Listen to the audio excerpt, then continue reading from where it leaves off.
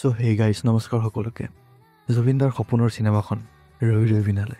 এই চিনেমাখন ৰিলিজ হোৱাৰে পৰা অসমত কোনো ধৰণৰ বেলেগ চিনেমা আমি দেখি পোৱা নাই, না হলিউড না বলিউড। চলি আছে মাথো এখনেই চিনেমা, সেইখন হ'ল ৰৈ ৰৈ বিনালে। জুবিনদাৰ সপোনৰ এখন চিনেমা। তেখেতৰ 15-20 বছৰ সপোন আছিল এই চিনেমাখন। তেখেতে এটা সপোন দেখিছিল যে এনেকুৱা এখন চিনেমা বনাম, অসমৰ প্ৰথমখন মিউজিকেল বেছ ৰোমেণ্টিক চিনেমা বনাম, আৰু তেখেতে বনালে, আমাক উপহাৰ হিচাপে দি থৈ গ'ল। কিন্তু এই চিনেমাখনৰ সফলতাটো চাবলৈ তেখেত আজি আমাৰ মাজত নাই। এই চিনেমাখনৰ কাৰণে মানুহ কিমান আৱেগিক হৈছে সেইটো আপুনি নিশ্চয় গম পাইছে। এতিয়ালৈকে যিমানেই চাব গৈছে সকলোৱে হয়তো কান্দি কান্দিয়ে বাহিৰত আহিছে। হলৰ কৃতিপক্ষে দিনে নিশাই জাগি এই চিনেমাখন চলাই আছে। মানুহেও ৰাতি নুশুৱে এই চিনেমাখন চাবৰ কাৰণে। ৰাতিপুৱা 4:30 বজাৰ পৰা প্ৰথম শ্ব' লাগিছে। এইটো ৰেকৰ্ড হয়। মানুহে চকী নাপাই পেলাই প্লাষ্টিকৰ চকীত বহি পেলাই চিনেমা চাইছে। গতিকে সকলোবোৰ কথা আলোচনা কৰি আপুনি ভিডিঅ' চাই থাকিব শেষৰলৈকে। চ' জুবিনদাৰ সপোনৰ চিনেমা ৰৈ ৰৈ বিনালে। এই চিনেমাখনে নিজৰ এডভান্স টিকেট বুকিঙতে 2 কোটি 3 কোটি টকাৰ ওপৰত ইনকাম কৰিবলৈ সক্ষম হৈছিলে। এইটো এটা ৰেকৰ্ড হয়, কাৰণ আজিলৈকে কোনো অসমীয়া চিনেমা বা অসমত কোনো হিন্দী চিনেমা এইটো কৰিব পৰা নাছিলে। তাৰপিছত এই চিনেমাখনে অকল অসমতেই নহয়, অসমৰ বাহিৰতো বা ভাৰতৰ বাহিৰতো বহুতো জেগাত শ্ব' হাউচফুল। মানে য'ত য'ত লাগিছে তাত মানুহে নিশ্চয় চাবলৈ গৈছে। কোনো এটা জেগাত মানে এনেকুৱা নহয় যে চিট বাকী ৰৈ গৈছে, সকলো জেগাতে হাউচফুল গৈছে এই চিনেমাখন। আৰু অসমততো ক'বই নালাগে। অসমত বেলেগ একো শ্ব' লাগি থকাৰ কাৰণে অসমত এখনেই শ্ব' লাগি আছে, সেইখন হ'ল ৰৈ ৰৈ বিনালে। আৰু এই চিনেমাখন হলৰ কৃতিপক্ষই যে দিল্লী 8টা-9টাকৈ শ্ব' দি আছে, কেনেকৈ দি আছে, তেখেতসকলে কি কৈছে এবাৰ তেখেতসকলৰ মুখেৰে শুনিছোঁ। বন্ধ কৰোঁ মানে 3টা বাজিছে, 3টা পৰা 4টা বজাত ৰেষ্ট পাইছিলোঁ। 4টা বজাত দৰ্শক আহি পালেহি, আমিতো শুব কোনো কথাই নাই হ'বলগীয়া। জুবিনদাৰ কাৰণে যদি ৰাইজে 4 বজাতে চিনেমা চাবলৈ আহে, আমি কিয় নোৱাৰিম? মাদুলীবা ৰাতিপুৱা 2টা বজাত আহিছে, 4টা বজাত ৰেষ্ট পাইছে। ফাৰ্ষ্ট শ্ব' চাবৰ কাৰণে তেওঁলোকে যে পাৰিছে কৰিব, আমি কিয় নোৱাৰিম? জুবিন গাৰ্গৰ অনুৰাগীসকলৰ বাবে দিনে নিশাই কষ্ট কৰিছে লখিমপুৰত এটা চিনেমা হলৰ কৰ্মকৰ্তাসকলে।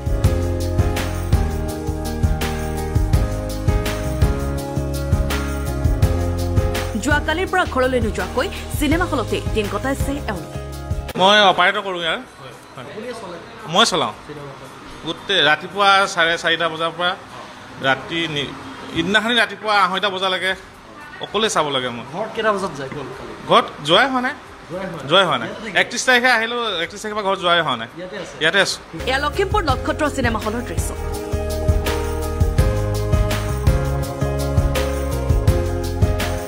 ৰাইজৰ বাবে অসমৰ ভিতৰতেই ৰেকৰ্ড গঢ়ি এখন পৰ্দাত 8টাকৈ দৰ্শনী চলাইছে চিনেমা হলটোৱে।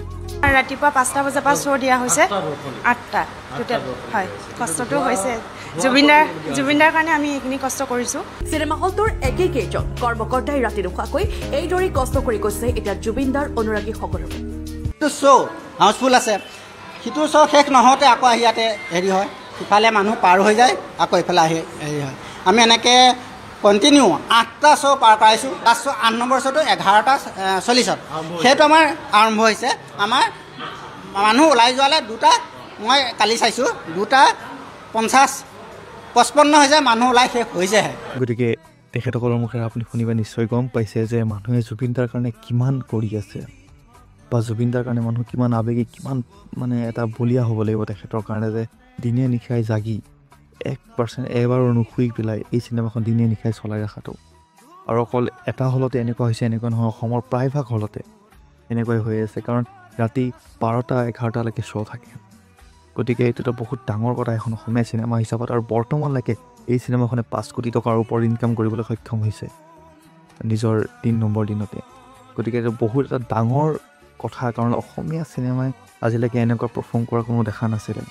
প্ৰত্যেকটো সৰু ল'ৰাৰ পৰা আদি কৰি ডাঙৰ বয়সস্থ মানুহলৈকে প্ৰত্যেকজন ব্যক্তিয়ে এই চিনেমাখন চাবলৈ গৈ আছে, সকলোৱে আৱেগিক হৈ পেলাই চাবলৈ গৈ আছে।